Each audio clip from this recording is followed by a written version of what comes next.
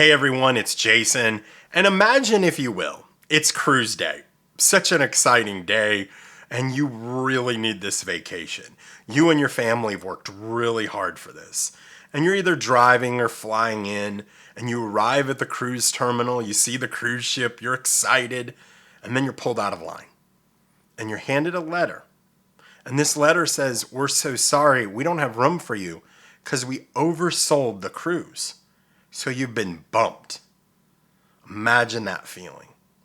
Well, this has been in the news lately, and I want to address how you can avoid being bumped on your cruise.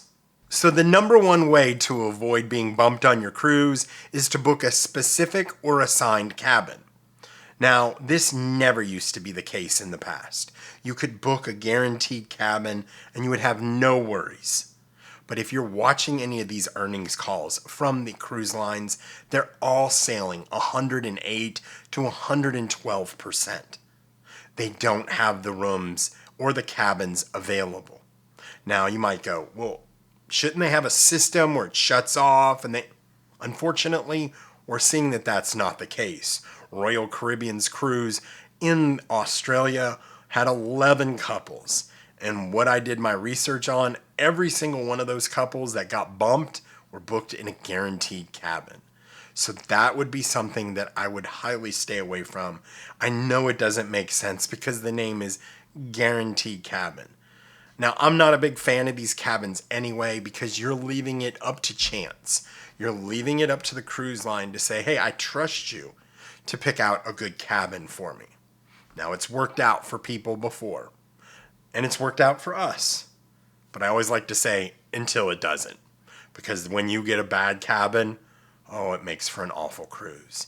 Imagine being under the pool deck.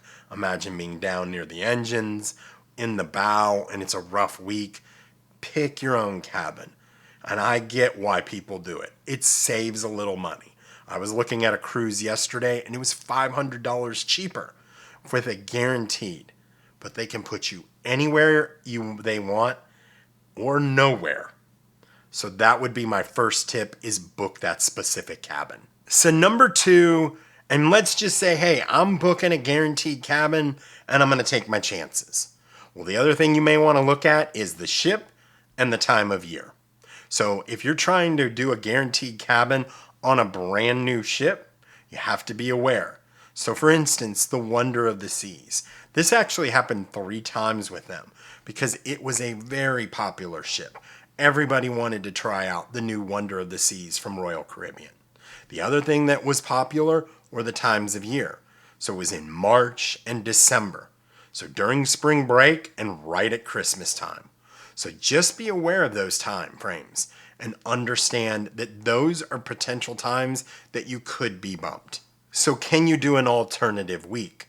So instead of Christmas, maybe you go after the first of the year, or you go after spring break, or during hurricane season, if you want those guaranteed cabins at that better rate. If not, I still think you should book a specific cabin so you have a guarantee that you're going to be on that ship. So before I get to number 3, I would ask that you please like this video, as it does help the channel grow.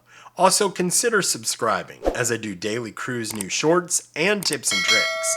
I also do longer cruise videos on Saturdays, Sundays, and Wednesdays at 8 a.m. Thanks so much. So number 3, you could do everything right and still end up being bumped. Cruise lines make decisions, financial ones, where they move ships from Europe to the Caribbean and vice versa, like we see NCL do quite often. Or like Carnival right now with the Panorama. The ship's been down for propulsion issues for almost, I think, 2 months. That's not something you could foresee. So make sure to have travel insurance. And make sure when you get this travel insurance, hey, I would call them. And I'd say, hey, if this happens, am I covered? If the cruise line cancels, am I covered? And if I bought flights.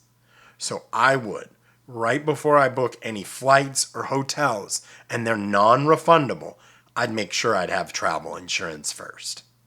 So I hope this helps you guys, and I hope you're never bumped off your cruise.